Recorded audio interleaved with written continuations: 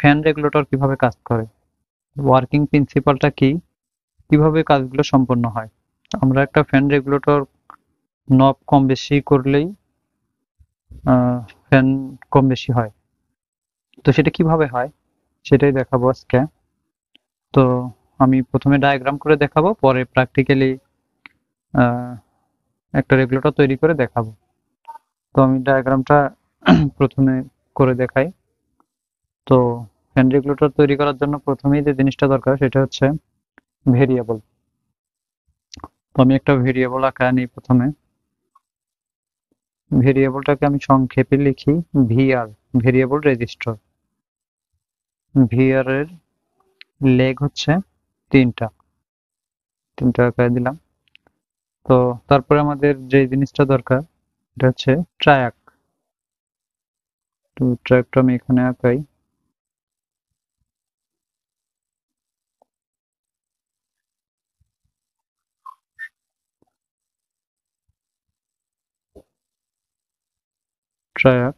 ট্রায়াকেরও তিনটা লেগ।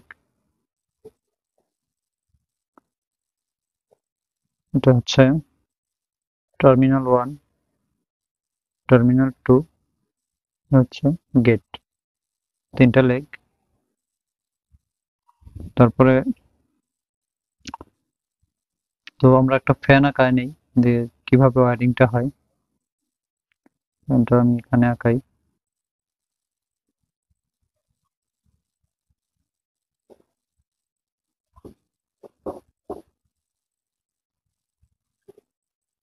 পাইলাম।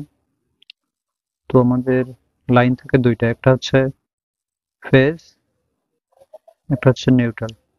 তো নিউট্রালটা আমরা সরাসরি ফ্যানের সাথে যুক্ত করে দিলাম। তো এই ফেজটা নিয়ে আমাদের যত কাজ আর কি। তো ফেজটা আমরা সরাসরি ট্র্যাকের একটা প্রান্তে দিয়ে দিলাম। তো ট্র্যাকের আর একটা প্রান্ত থেকে আমি এটা ফ্যানে দিয়ে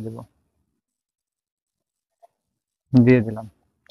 তো এখন আমাদের বাকি থাকলো হচ্ছে গেট। এই গেটের মধ্যে যখনই আমরা ভোল্টেজ দিব তখনই এই দুইটার মধ্যে সুইচিং শুরু হবে। তো গেটের মধ্যে যত বেশি ভোল্টেজ দেব তত বেশি জোরে জোরে সুইচিং হবে, যার কারণে তত বেশি স্পিডে ঘুরবে। তো গেটের মধ্যে আমরা সুইচিংটার পালস দিব কিভাবে সেটা এখন দেখাচ্ছি। তো আমরা এখানে একটা রেজিস্টার দেব। রেজিস্টারটা দেব 4.7K।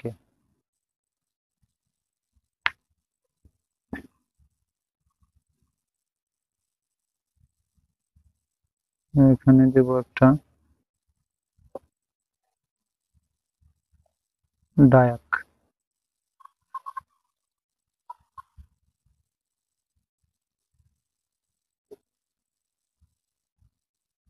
ডায়াকের একটা প্রান্ত থেকে এখানে দিয়ে দেব।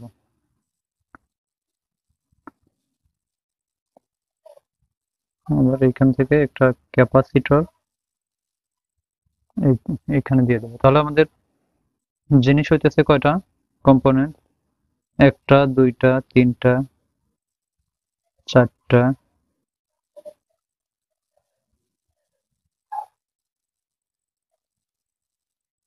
পাঁচটা, 1 2 3 4 5। তো পাঁচটা জিনিস আমাদের কি কি সেটা লিখি। প্রথমে এক নম্বরে হচ্ছে ট্রায়াক, দুই হচ্ছে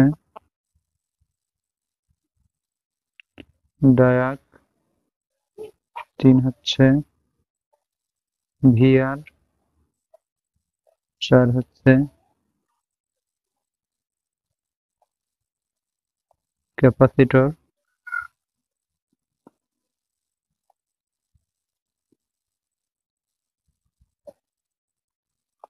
পাঁচ নাম্বার হচ্ছে রেজিস্টর। এই পাঁচটা জিনিসের সমন্বয়ে আমি একটা রেগুলেটর তৈরি করে এখন আপনাদেরকে দেখাবো।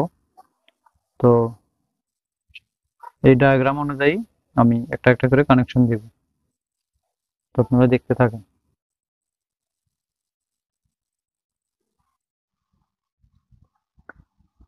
তো তো এখানে 5টা কম্পোনেন্টস আমি নিয়ে নিচ্ছি, আপনারা দেখতে পাচ্ছেন। প্রথমটা হচ্ছে রেজিস্টর, দ্বিতীয়টা ভেরিয়েবল রেজিস্টর, তৃতীয়টা হচ্ছে ডায়াক, চতুর্থটা একটা ক্যাপাসিটর, 5 নম্বরটা হচ্ছে একটা ট্রায়াক। তো আমি এগুলো এখন এই ডায়াগ্রাম অনুযায়ী কানেকশন করব, আপনারা দেখতে থাকেন।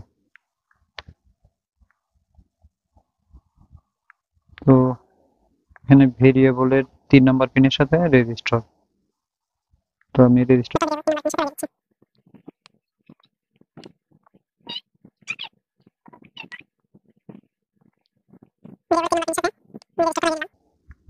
2 নম্বর পিনের সাথে আছে ডায়াক এবং ক্যাপাসিটর, দুইটা মাথা লাগছে 2 নম্বর পিনের সাথে। তো দুইটা মাথায় আমি 2 নম্বর পিনের সাথে লাগিয়ে নিব।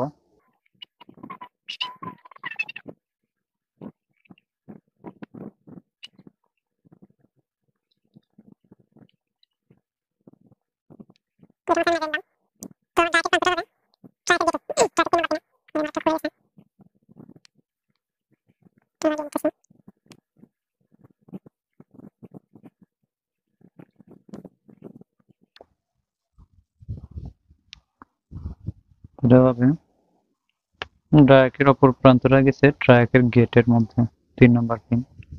আমি ট্রায়াকের গেট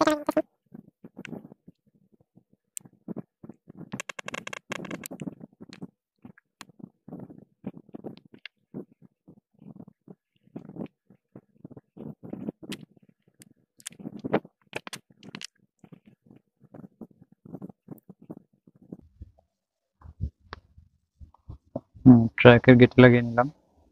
ট্রায়াকের গেট ট্রায়াকের গেটের কাজ কমপ্লিট। তো দুইটা প্রান্ত থাকলো, একটা হচ্ছে হলো ইন, তো ইনের একটা তার আমি লাগিয়ে নিতেছি।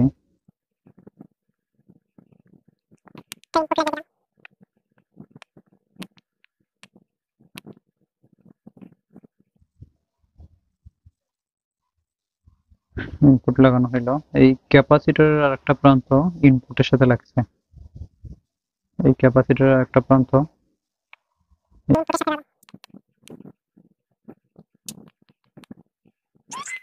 ইনপুটের সাথে। তো এখন থাকলো আমাদের T2 terminal number 2। Terminal number 2 এর সাথে আমি একটা কেবল সংযুক্ত করব।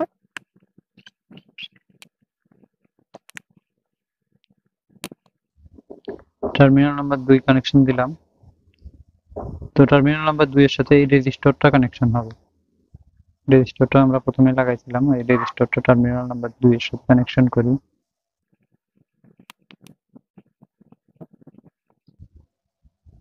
ওকে, এই সিম্পল কানেকশন। এখন আমাদের এটা চেক করার পালা। আমরা এটা চেক করে দেখব কাজ করে কিনা। ওকে, সেফটির ক্ষেত্রে আমি একটা নব লাগিয়ে নিচ্ছি, এখন দেখা যাক। তো আমরা একটা সিরিজ বাতি দিয়ে চেক করব। সিরিজ বাতিটাকে আমি নিয়ে নিলাম, ওদেরকে যদি দেখাই।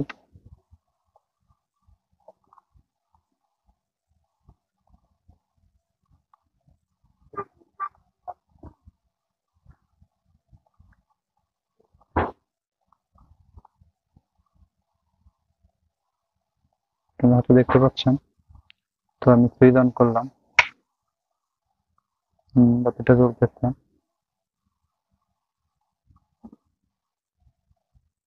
হ্যাঁ, একটা সুন্দর কাজ করতেছে।